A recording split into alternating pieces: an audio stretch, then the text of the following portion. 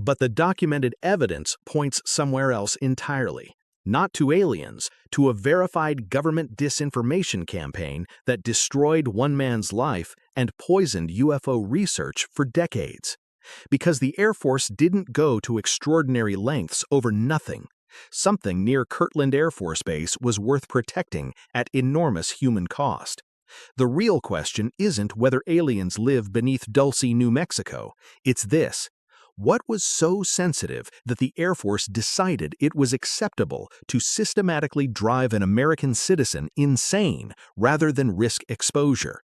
The documented record includes on-the-record confessions from intelligence agents involved, declassified Air Force materials, and a public admission at a national conference that turned the UFO research community inside out. The cover story was manufactured deliberately, and the people who manufactured it eventually said so. Start with the setting. Dulce sits in Rio Arriba County, northern New Mexico. Population roughly 3,000.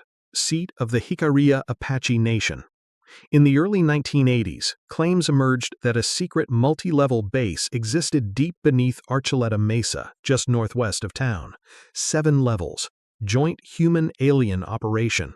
Lower floors allegedly housing genetic laboratories. Some versions described captive humans in cages. Sounds like a screenplay pitch. For most people, that's where the assessment ends. But the legend didn't materialize from nowhere. It traces directly back to one man, and what happened to that man is not speculative, it is documented. Paul Bennewitz was a physicist and president of Thunder Scientific Corporation, a small electronics firm holding a legitimate Department of Defense contract.